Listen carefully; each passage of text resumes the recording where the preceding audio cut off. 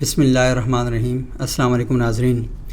انا للہ و انا الیہ راجعون۔ ڈاکٹر عامر لیاقت حسین آج کراچی میں انتقال کر گئے۔ ڈاکٹر عامر لیاقت حسین صاحب کی زندگی ایک عجیب و غریب زندگی تھی۔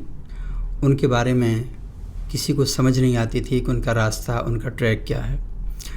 مجھے یاد ہے کہ 2007 میں لال مسجد کے نائب خطیب مرحوم مولانا عبدالرشید غازی صاحب، انہوں نے مجھ سے پوچھا اور مجھے کہنے لگے کہ مجھے ابھی تھوڑی دیر پہلے ڈاکٹر عامر لیاقت حسین کا فون آیا۔ تو میں نے کہا کیا کہہ رہے تھے؟ تو ان دنوں میں ایک مجمع میں عامر لیاقت صاحب نے گفتگو کی اور کوئی کنٹروورشل باتیں کی، اور ان کنٹروورشل باتوں پر پورے پاکستان میں احتجاج ہوا۔ تو انہوں نے عبدالرشید غازی صاحب کو بھی فون کیا۔ تو غازی صاحب نے، ہم ایک پریس کانفرنس تھی وہاں پہ، تو لال مسجد گئے ہوئے تھے، تو انہوں نے مجھے کہا کہ یہ عامر لیاقت کیا ہیں؟ میں نے کہا جی میں بھی اتنا زیادہ نہیں جانتا، لیکن مجھے لگتا ہے کہ وہ بھی ارتقائی مراحل میں۔ تو ہمارے دوست ہیں علی امام صاحب اور عبدالوہاب صاحب، وہ کچھ عرصے بعد آئے، تو ہم اسلام آباد میں اکٹھے تھے۔ تو میں عامر لیاقت صاحب ایک ہی گاڑی میں تھے، اور اس میں علی امام بھائی اور عبدالوہاب بھائی بھی بیٹھے ہوئے تھے۔ تو انہوں نے مجھے کہا کہ یار سبوق بات سنو، یہ کیا کہتے ہیں میرے بارے میں لال مسجد والے؟ میں کہا لال مسجد والے تو آپ کے بہت شدید مخالف تھے۔ تو کہنے کہ پھر بھی کیا کہتے تھے؟ تو میں نے ان کو یہی بات بتائی کہ ایک دن غازی صاحب نے مجھ سے پوچھا، آپ نے کہیں ان کو فون کیا تھا؟ تو انہوں نے مجھے پوچھا کہ یہ عامر لیاقت صاحب نے مجھے فون کیا اور بڑی اچھی باتیں کر رہے تھے، تو مجھے بتائیں یہ کیا ہیں؟ تو میں نے آپ کے بارے میں ان سے کہا کہ عامر لیاقت صاحب ابھی ارتقائی مراحل میں، اور وہ دیکھ رہے ہیں کہ انہیں کیا موقف اختیار کرنا چاہیے، کیا کرنا چاہیے۔ تو اس پر بڑے ہنسے، اور راولپنڈی میں ہم عیدگاہ شریف جا رہے تھے پیر نقیب الرحمان صاحب کے ہاں، تو وہاں تک ہم راستے میں گپ شپ لگاتے اور بار بار ہنستے، مجھے زور سے ہاتھ ملاتے اور کہتے وہ کوئی کیا ارتقائی مراحل کیا۔ اور آپ یقین مانیں کہ ان کی وفات سے کچھ روز پہلے تک ہماری جب بھی بات ہوتی تو سب سے پہلا جملہ یہی ہوتا، ہاں سبوق بھائی ارتقائی مراحل کہاں تک پہنچے؟ تو میں نے کہا وہ تو آپ نے بتانے ہیں کہ ارتقائی مراحل میں آپ کہاں تک گئے ہیں، تو ہماری گپ شپ اسی طریقے سے چلتی رہتی۔ عامر لیاقت صاحب کے بارے میں لوگ عجیب و غریب باتیں کرتے ہیں، بہت سی باتیں ان کے بارے میں ہوتی ہیں، وہ ہماری اسکرین کے ایک بیوٹی تھے۔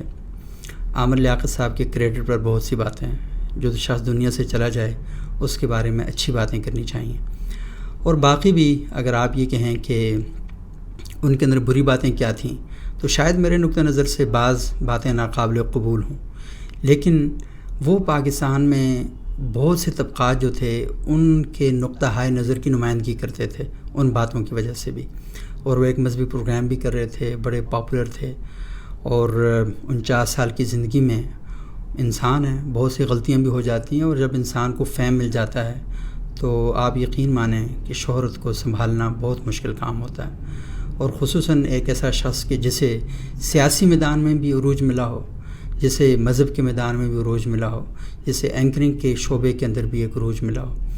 پاکستان میں کانٹینٹ کو ایک طرف رکھیے، لیکن جس انداز سے عامر لیاقت صاحب پروگرام کرتے تھے، اور پروگرام کرنے پر جو انہیں گرفت اور عبور حاصل تھا، اور جس انداز سے وہ بولتے تھے، پاکستان کے کئی بڑے بڑے اینکر یقین مانیں انہوں نے میرے سامنے یہ بات کہی ہے کہ ہم خواہش کا اظہار کرتے ہیں کہ ہم عامر لیاقت صاحب کی طرح اپنا پروگرام لے کے چل سکتے ہوتے۔ عامر لیاقت سر تاپا ریٹنگ تھے، وہ سیاست میں بھی ریٹنگ تھے، اور ٹی وی شو کے اندر بھی ریٹنگ تھے، اور آج جب ان کا انتقال ہوا تو آپ دیکھ رہے ہیں کہ تمام ٹی وی چینلز ان کی خبریں بتا رہے ہیں، انہی کے بارے میں بات کر رہے ہیں، ٹاک شوز انہی کے بارے میں ہو رہے ہیں، تو وہ اپنی وفات کے روز بھی پاکستان کی میڈیا انڈسٹری کو ریٹنگ ہی دے رہے ہیں۔ تو یہ ان کا ایک بہت بڑا کمال تھا، وہ بڑی ڈائیورس پرسنالٹی کے مالک تھے۔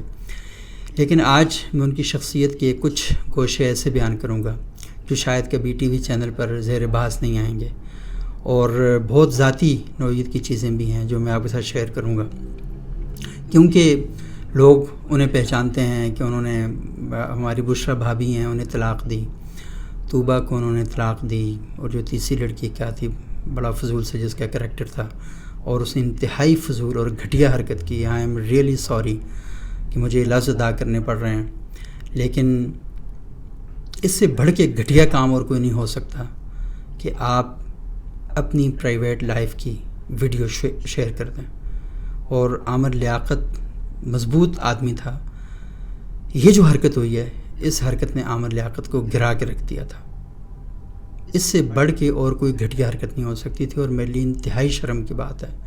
میں نے خیر ایک چھوٹی سی ٹویٹ میں اس کی مذمت تو کی، لیکن پاکستان کے بہت سے لوگ اس ویڈیو کو لے کر گروپوں میں شیئر کر رہے تھے، سوشل میڈیا پر شیئر کر رہے تھے، چسکے اور چیزے لے رہے تھے. شرم آنی چاہیے اور اپنے گریبانوں میں دیکھنا چاہیے کہ یہ آپ کا عامر لیاقت صاحب سے اختلاف ہے، لیکن آپ اس بیوی کی گھٹیا حرکت کو سپورٹ کرنے جا رہے ہیں. یعنی اس کے بیڈ روم کی ویڈیو باہر شیئر کر رہی ہے تو آپ یہ کرنے جا رہے ہیں. ٹھیک ہے، عامر لیاقت صاحب بہت سی کمزوریاں تھیں ان میں، اور وہ اپنے ایکسپریشن کے اظہار میں محتاط نہیں رہتے تھے، اور بعض اوقات بہت زیادہ ہی وہ اوور کھیل جاتے تھے.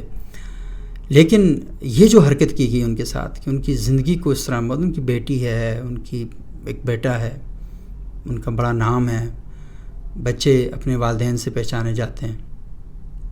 اگر آپ کے کسی بیٹے کو کوئی اس طرح کی خدا نخواستہ کوئی چیز آ جائے سامنے، اور آپ کی بیٹی کو کہ ہاں تمہارے باپ کی ویڈیو میں نے دیکھی تھی، خود سوچیں بیٹی پر کیا گزرے گی اور باپ پر کیا گزرے گی. ہم انسانیت سے عاری معاشرہ ہیں، ہم بہت گھٹیا اور پست معاشرہ ہیں. اپنے گریبانوں کو کھول کر جھانکیے، اپنے گریبانوں میں دیکھیے کہ کیا ہم انسان کہلانے کے لائق ہیں. تو میں نے آپ سے کہا کہ میں ڈاکٹر عامر لیاقت صاحب کی زندگی کے کچھ ایسے پہلوؤں کے حوالے سے بات کروں گا جو شاید بہت ہی کم لوگ ان کے بارے میں جانتے ہوں. میں آپ کو بتاؤں کہ ہر شخص نے اپنے روپ کے نیچے ایک اور روپ رکھا ہوتا ہے. میں نے انہیں ایک خدا ترس انسان پایا. نیک ان کا اور خدا کا معاملہ ہے، مجھے نہیں پتہ وہ کیسے تھے یا کیسے نہیں ہیں، لیکن انسانیت کے حوالے سے وہ ایک بہترین انسان تھے. میں نے کم از کم 40-45 سے زیادہ لوگوں کی مدد کروائی ان سے، اور اس طرح مدد کروائی کہ مجھ سے انہوں نے یہ بھی نہیں پوچھا کہ سبوخ بھائی یار اس کی کوئی خود تحقیق کی ہے. وہ سمپل یہ کہتے تھے یار سبوخ کہہ رہا ہے بس ٹھیک ہے کر دو. بلکہ یہاں پر ایک دن مجھے واقعہ یاد آ رہا ہے کہ میں ریڈیو پاکستان میں پروگرام کر رہا تھا، اور ہمارے ساتھ ہماری ایک دوست ہیں رفت، آج کل UK میں ہوتی ہیں، اور شاکر اللہ صاحب آج کل بھی ریڈیو پاکستان میں پروڈیوسر ہیں. تو شاکر صاحب بھی تھے، ہم تینوں بیٹھے ہوئے تھے، اور پروگرام کرنے کے بعد ہم کیفیٹیریا میں چلے گئے ریڈیو پاکستان کے. تو وہاں پر جو ایک بہرا ہوتا ہے وہ آیا، تو اس نے ہمیں چائے وغیرہ دی. تو مجھے شاکر صاحب نے کہا کہ یار اس کی بیٹی کی شادی ہے اور اس بیچارے کے پاس جہیز کے پیسے نہیں ہیں، تو ہم اگر تھوڑے تھوڑے پیسے ملا کے تھوڑا بہت اس کے ساتھ مدد کر دیں. تو میں نے کہا یار اس کو کل کتنے پیسے چاہیے؟ تو وہ بندہ آیا میرے پاس، اس نے کہا 50,000 ہو جائے تو میرا سارا کام ہو جائے گا. تو میں نے کہا یہ تو کچھ کرتے ہیں، اللہ تعالیٰ خیر کرے گا. آپ یقین مانیے کہ سب لوگ بیٹھے ہوئے تھے. میں نے سوچا اس وقت شاید عامر بھائی سو رہے ہوں گے، تو میں نے میسیج کیا کہ عامر بھائی اس طرح ایک بندہ ہے بہت ضرورت مند ہے، تو پلیز اس کی بیٹی کی شادی ہے، جہیز کا ہم نے کرنا ہے. ان کا 2 منٹ نہیں گزرے ان کی کال آ گئی، اور سب لوگ بیٹھے ہوئے تھے، سارے لوگ زندہ ہیں. تو انہوں نے کہا کہ سبوخ بھائی کتنے پیسے چاہیے اس کو؟ تو میں نے سوچا کہ اب یہ دینے آپ پہ ہی آ رہے ہیں تو میں تھوڑے زیادہ لے لوں اس کے لیے. تو اس بندے نے کہا جی 60,000 چاہیے. عامر لیاقت صاحب نے فون بند کیا اور 1,00,000 روپیہ سیدھا بھجوا دیا، اور 15 منٹ کے اندر میرے اکاؤنٹ میں پیسے آئے اور میں نے اس بندے کو پیسے دیے. اور صرف ایک واقعہ نہیں ہے، کئی طالبات یہاں پہ زیر تعلیم تھیں، اور کسی کو پتہ چلا کہ میں اس طرح کرتا ہوں، اور میں خود سے تو نہیں کرتا، اللہ تعالیٰ وسیلہ سبب بناتے ہیں. تو میں نے ان کے بارے میں بتایا ڈاکٹر صاحب کو. 3 لڑکیاں تھیں یہاں اسلام آباد کی ایک بڑی مشہور یونیورسٹی ہے وہاں پڑھتی تھیں، اور یونیورسٹی انتظامیہ ان کو نکال رہی تھی فیس نہ ہونے کی وجہ سے. تو میں نے ڈاکٹر صاحب کو فون کیا، میں نے کہا ڈاکٹر صاحب یہ 3 بیٹی ہیں. انہوں نے پتہ کیا کہا مجھے؟ انہوں نے کہا یار میری بھی بیٹی ہے، یہ میرے لیے میں دعا کا صدقہ دے رہا ہوں. اب پیچھے تو انہوں نے دعا کے بارے میں ایک بات لکھی، لیکن پہلے میں یہ واقعہ مکمل کر دوں.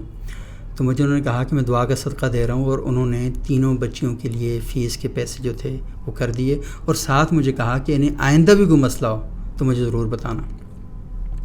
میں نے جتنے لوگوں کے لیے عامر صاحب بھائی سے جب بھی ریکویسٹ کی، صرف ایک ٹیکسٹ میسیج کرنا پڑا، ایک فون کرنا پڑا، اور انہوں نے ان کی کھل کر مدد کی. خود میرے ساتھ بھی ایسے معاملات پیش آئے کہ انہوں نے کچھ پروگرام وغیرہ جب بھی وہ اپنا کرتے تھے، یہ کیا رمضان کی نشریات ہوتی ہیں یا شب معراج کی یا میلاد النبی کی جو تقریبات ہوتی ہیں تو مجھے اسپیشلی بلاتے تھے کہ نہیں آپ آ کر میرے پروگرام کو ہوسٹ کریں. میرے ذہنی نقطہ نظر بہت مختلف ہیں, چیزوں کے بارے میں میری سوچ بہت مختلف ہے, اور وہ ساری باتیں جانتے تھے.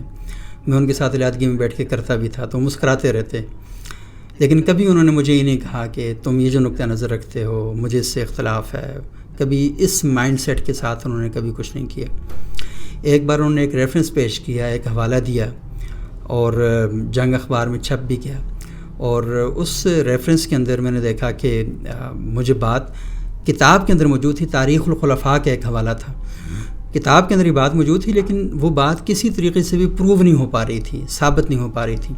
تو میں نے ڈاکٹر صاحب سے بات کی تو انہوں نے شروع میں مجھے کہا کہ نہیں تاریخ الخلفاء کا حوالہ ہے, ریفرنس ہے. تو میں نے پھر ان سے بات چھوڑ دی. اچھا 2 دن بعد ان کا مجھے فون آیا, سبوک ہوئی. میں نے بہت غور کیا, میں نے 3-4 علماء سے پوچھا, وہ علماء بھی جواب نہیں دے رہے تھے, اور آپ نے جو بالکل سوال اٹھائے تھے بڑے جینون تھے. تو مجھے لگتا ہے یہ فضول بات ہے, یہ بکواس ہے. تو اس طرح کیا کرنا, انہوں نے وہ کر دیا. اور نیکسٹ ایئر جب اس طرح کا دن آیا تو انہوں نے اس طرح کی کوئی وہ چیز نہیں کی. تو انا بھی تھی لیکن حیا بھی بہت تھی. بات سے ڈٹ بھی جاتے تھے, لیکن موقع ملتا تو بات مان بھی جاتے. بول ٹی وی میں جب گئے تو انہوں نے پاکستان کے تمام اینکروں کے لتے لینے شروع کر دیے. احمد میر صاحب کے خلاف باتیں کرتے, کبھی سلیم صافی صاحب کے خلاف بولتے, کبھی شاہ زید خانزادہ صاحب کے بارے میں بولتے, اور ہر شخص کو پتہ نہیں کون سا بابا, نجم سیٹھی صاحب کے بارے میں تو بابا کر کے. تو ٹی وی کی ریٹنگ ایک بڑا ایشو ہوتا ہے, اور ٹی وی چینل جو ہوتے ہیں, یہ دیکھیں ٹی وی مالکان جو ہوتے ہیں ان کا بہت بڑا رول ہوتا ہے. ٹی وی مالکان اینکرز کو مجبور کرتے ہیں کہ آپ اس طرح کی چیزیں کریں, اس طرح کی چیزیں کریں, تو وہ بھی کرتے تھے, لیکن انہیں نہیں کرنی چاہیے تھی. عامر لیاقت کوئی چھوٹا نام نہیں تھا, انہیں اس طرح کے کام نہیں کرنے چاہیے تھے. میرے ایک 2 دوست گواہ ہیں, ہم بیٹھے ہوئے تھے تو میں نے ان کو ایک آڈیو میسیج کیا. میں نے کہا عامر بھائی آپ کے ساتھ یہ چیزیں نہیں چھوڑتی اور یہ اچھی نہیں لگتی ہیں آپ کے ساتھ. تو ان کا مجھے میسیج آیا کہ اس پر بات کرتے ہیں ہم کسی دن. اچھا پھر میں نے ایک دن بول ٹی وی سے ریزائن کر دیا. ریزائن کیا تو شام مجھے فون آیا, میں ایک اور جگہ رہتا تھا, تو مجھے فون آیا ان کا, اور مجھے کہنے لگے کیوں ریزائن کیا ہے, اور یہ کیسے ہو سکتا ہے, مطلب تم میرے بھائی ہو, جو بھی مسئلے ہوں گے ریزالو ہوں گے, یہ ہے وہ سارا. میں نے عامر بھائی سے کہا, میں نے کہا عامر بھائی میرے لیے مشکل ہو رہا ہے ان حالات میں ان کے ساتھ چلنا, اور یہ کوئی مجھے پیشہ ورانہ اسلوب جو ہے وہ نظر نہیں آتا. اللہ کرے کہ بول جیسا ادارہ چلتا رہے, لیکن میرا ذاتی ایشو تھا تو میں نے اس لیے وہاں سے ریزائن کر دیا. کچھ عرصے بعد ڈاکٹر صاحب نے خود بھی وہاں سے ریزائن کر دیا. اب ریزائن کیا تو سیدھا مجھے فون کیا انہوں نے, اس رات مجھے فون کیا, کوئی آدھا گھنٹہ بات چیت کرتے رہے میرے ساتھ. تو میں نے کہا عامر بھائی یہ تو ساری باتیں آپ نے کر دیا, میری ایک درخواست ہے چھوٹی سی. کہنے کیا؟ میں نے کہا ایک میسیج کریں حامد میر صاحب کو, سلیم صافی صاحب کو, شاہ زیب خانزادہ کو, نجم سیٹھی صاحب کو, اور جتنے بھی لوگ ہیں. کہ میں بہت چھوٹا سا آدمی ہوں, آپ بڑے ہیں اور یہ لوگ بھی بڑے ہیں, تو میری بات کی کوئی اتنی ویلیو تو ہے نہیں ہے, لیکن کم سے کم آپ یہ کام کریں, آپ نے ان لوگوں کے دل دکھائیں. اور اب سار عالم صاحب کو ضرور کریں, ان پر توہین رسالت جیسی باتیں جو ہیں وہ آپ نے کر دیں. اچھا مجھے پتا تھا کہ وہ یہ بات نہیں مانیں گے, لیکن انہوں نے کہا کہ یہ میں کر لوں گا, لیکن ایسا سا کروں گا, تو مجھے پریشر مت ڈالو میرے اوپر, ایسا سا کر کے میں کر دوں گا. ایسا یہ ان کا سٹائل ہوتا تھا. تو وہ خیر انہوں نے بعد میں مجھے لگتا ہے کہ کی بھی ہوں گی, لیکن پچھلے دنوں دیکھا پھر حامد میر صاحب کے ساتھ کسی چھوٹی سی بات پہ الجھنا شروع ہو گئے تھے. تو یہ اصل میں ان کے مزاج کا حصہ ہے, اور یہ بات اس لیے میں زیادہ بہتر سمجھتا ہوں کہ خود میرے ساتھ ہی بعض اوقات اس طرح کے معاملات پیش آ جاتے ہیں. یہ جو تخلیقی لوگ ہوتے ہیں ان میں کوئی ٹیڑھا پن ضرور ہوتا ہے, یہ کہیں نہ کہیں جا کے الجھ جاتے ہیں, کہیں پھنس جاتے ہیں, کہیں رک جاتے ہیں, کہیں اٹک جاتے ہیں, کہیں بہک جاتے ہیں یا لہک جاتے ہیں. یہ سارے ان کے ساتھ ایشو جو ہیں یہ چلتے رہتے ہیں. تو آپ کو تخلیقی آدمی کو اس کے ٹیڑھے پن کے ساتھ قبول کرنا ہوگا. تو یہ جو ساری چیزیں یہ ان کے اندر موجود تھیں. میں ذاتی طور پر یہ سمجھتا ہوں کہ عامر لیاقت جیسا فیس, عامر لیاقت جیسا بولنے والا شخص پاکستان کے اندر چاہتا تو ٹی وی اسکرین کے ذریعے گھر گھر تک ایک بہت بڑا انقلاب لے کر آ سکتا تھا. وہ مذہبی ہم آہنگی, سماجی ہم آہنگی اور کردار کے حوالے سے بہت ہی شاندار قسم کا کردار ادا کر سکتے تھے. میں نے خود دیکھا ہے کہ ان کا پروگرام خواتین اہتمام کے ساتھ دیکھتی تھیں, مرد اہتمام کے ساتھ دیکھتے تھے. میرے والد صاحب عامر لیاقت صاحب کی بڑی مخالفت کرتے تھے, لیکن اس کے باوجود میں 1-2 دفعہ گھر گیا تو دیکھا وہ ان کا شو ضرور دیکھ رہے تھے. یعنی مخالفت کے باوجود عامر لیاقت کو دیکھا جاتا تھا. لوگ یہ کہتے ہیں نا عامر لیاقت کیا کر رہے ہیں, کیا نہیں کر رہے, تو بھائی آپ کا ریموٹ ہے, آپ ریموٹ سے چینج کر لیں. لیکن جب بھی رمضان ٹرانسمیشن کی ریٹنگ آتی تھی عامر لیاقت کہیں 10 پہ کھڑے ہوتے اور باقی لوگ 4 یا 3 پہ کھڑے ہوتے تھے. تو لوگ عامر لیاقت کو سننا بھی چاہتے تھے اور عامر لیاقت کو سننا نہیں بھی چاہتے تھے، لیکن ان کی مجبوری تھی، کیونکہ عامر لیاقت وہ 12 مثالوں کا جو دیگ ہے نا وہ پوری بنا کے رکھتے تھے، اور آپ چاہتے نہ چاہتے ہوئے ان کا پروگرام جو ہے وہ ضرور دیکھنے پر مجبور ہوتے۔ چیزوں کے بارے میں، ان کو لینے کے بارے میں ان کے اپنا ایک سٹائل ہوتا تھا، لیکن بحیثیت انسان میں نے انہیں ایک بہت بہترین انسان پایا۔ اور ٹھیک ہے، وہ بشریٰ بھابھی کے ساتھ آج مجھے یہ اس بات کا اندازہ تھا کہ سب سے پہلے بشریٰ بھابھی پہنچیں گی، میری ان سے بات چیت بھی ہوتی رہتی ہے، ہمیشہ بڑی شفقت اور محبت کا مظاہرہ کرتی ہیں، اور آج وہ سب سے پہلے پہنچی ہیں، دعا بھی وہاں پر پہنچی۔ تو مجھے وہ یاد آیا کہ کچھ تقریباً 2 ہفتے پہلے دعا کی برتھ ڈے تھی، اس کا نام ہے دعائے عامر۔ تو دعا کی برتھ ڈے تھی، تو عامر لیاقت صاحب نے ایک ٹویٹ بھی کیا، اور کیا نام ہے، فیس بک پہ بھی لکھا۔ انہوں نے کہا کہ بیٹی دعا تمہیں بہت بہت خوشیاں مبارک ہوں، تمہاری برتھ ڈے، یہ سارا کچھ۔ لیکن آخر میں ایک جملہ لکھا بڑا عجیب سا، اس نے کہا کبھی کبھی اپنے ابو سے مل بھی لیا کرو۔ تو حالات ایسے ہو چکے تھے کہ ان کو لگ رہا تھا کہ ان کے کہیں نہ کہیں سے پکا ہوا آپ کے صحن میں ایک پیڑ ہو جو پھل دے رہا ہو، اور آپ عین اس وقت جب وہ پیڑ پھل دینے پر آئے تو آپ کو اس سے دور کر دیا جائے یا آپ اس سے دور ہو جائیں، تو کتنا دکھ ہوتا ہے۔ تو عامر لیاقت اس دکھ کو محسوس کر رہے تھے، اور میرا خیال یہ ہے کہ ان کا جب پہلا بشریٰ بھابھی کے ساتھ ان کا جب معاملات خراب ہوئے 2020 میں، اور پھر انہوں نے بعد میں شادی کی، تو وہاں سے بہت زیادہ چیزیں جو تھیں وہ خراب ہو گئیں۔ وہ عامر بھائی کے بھی ٹریک سے ہٹنے کا سبب بنی، اور یہ پورا خاندان کے ٹوٹنے کا بھی ساری چیزیں وہ کریں۔ لیکن میری آپ لوگوں سے جو ایک درخواست ہے وہ یہ ہے کہ لوگوں کو اخبار کی خبروں سے جج کرنا چھوڑ دیں، لوگوں کو اسکرین پر کچھ لمحے کے ایکٹ دیکھ کر جج کرنا چھوڑ دیں۔ لوگ اپنی ذات کے اندر بہت عجیب و غریب سے ہوتے ہیں، لوگ اپنی ذات کے اندر بے پناہ ہوتے ہیں، اور آپ کو تو قطرہ بھی پتہ نہیں چلتا۔ لوگ اپنی ذات کے اندر سمندر ہوتے ہیں۔ تو لوگوں کی خوبیاں اور خامیاں ہوتی ہیں۔ نبوت کا سلسلہ ختم ہو چکا ہے، ہم سارے انسان ہیں، ہم میں سے کوئی ولی یا بزرگ نہیں۔ اللہ تعالیٰ نے میری بہت سی گمراہیوں کے اوپر، بہت سے گناہوں کے اوپر پردہ ڈالا ہوا ہے، یہ میں جانتا ہوں، میرے رب کی ذات جانتی ہے۔ میں آج اپنی کلاس میں بچوں کو یہ کہہ رہا تھا کہ اگر کوئی بندہ چلا جائے اور میرے ابو سے کہے کہ آپ کا بیٹا یہ کام کر رہا تھا، تو میرے ابو کہیں گے کہ تم جھوٹ بولتے ہو۔ تو وہ سکے باپ ہونے کے باوجود میرے بارے میں پوری معلومات نہیں جانتے، وہ کیا کیا کرتے ہیں، سکا بیٹا ہونے کے باوجود میں ان کے بارے میں پوری انفارمیشن نہیں رکھتا۔ ہمیں صرف اتنی ہی باتیں پتہ ہوتی ہیں جتنی ہمیں دکھائی دیتی ہیں، تو اتنا ہی ہم کر سکتے ہیں۔ تو عامر لیاقت صاحب کے لیے دعا کیجیے، اللہ تعالیٰ ان کی مغفرت فرمائے، اور ان کے جو اب دیکھیں ابھی جولائی کے مہینے 5 جولائی کو ان کی برتھ ڈے تھی، وہ اپنی برتھ ڈے سے تقریباً کچھ دن پہلے دنیا سے چلے گئے، تو وہ بہت یاد کیے جائیں گے۔ پاکستان کی اسکرین عامر لیاقت کے بغیر ادھوری رہے گی۔ عامر لیاقت نے پاکستان کی اسکرین کو 4 چاند لگائے تھے۔ عامر لیاقت یہ فن جانتا تھا کہ اس نے لوگوں کو اسکرین کے ساتھ کیسے جوڑ کے رکھنا، اور عامر لیاقت کو یہ کریڈٹ بھی دیجیے کہ پاکستان میں ایک ایسا ماحول بھی موجود تھا کہ جب دیوبندی بریلوی کے پیچھے، بریلوی دیوبندی کے پیچھے، اہل حدیث کے پیچھے نماز نہیں پڑھتا تھا، ملتا نہیں تھا، چلے نماز پڑھنا تو اپنی جگہ کی بات ہے، اکٹھے بیٹھا نہیں کرتے تھے۔ عامر لیاقت نے عالم آن لائن کے ذریعے ایک ایسا شو شروع کیا جس میں دیوبندی، بریلوی، اہل حدیث، شیعہ، جماعت اسلامی، جتنے بھی لوگ تھے ان سب کو آپس میں اکٹھے بٹھا کر مذہبی موضوعات پر، آپ کو ان سے اختلاف ہو سکتا ہے، مجھے ہو سکتا ہے، ہوتا رہے، لیکن یہ بتا دیا کہ ہاں لوگ ایک اسکرین پر اکٹھے بیٹھ سکتے ہیں۔ تو لوگوں کے اندر یہ کانسیپٹ اور یہ شعور عامر لیاقت صاحب نے دیا۔ تو آئیں عامر لیاقت صاحب کی جو اچھی باتیں ہیں انہیں یاد کرتے ہیں۔ وہ دنیا سے چلے گئے، آپ کا اختلاف ان سے اگر تھا بھی تو آج ختم ہو گیا، آج وہ اپنے رب کے حضور پہنچ چکے ہیں۔ اللہ تعالیٰ ان کی درجات کو بلند کرے، ان کی کمی کوتاہیوں کو معاف فرمائے، ان کے بچوں کو صبر دے، اور بھابھی بشریٰ اور جتنے بھی لوگ ہیں ان سب سے میں تعزیت کرتا ہوں۔ بہت شکریہ۔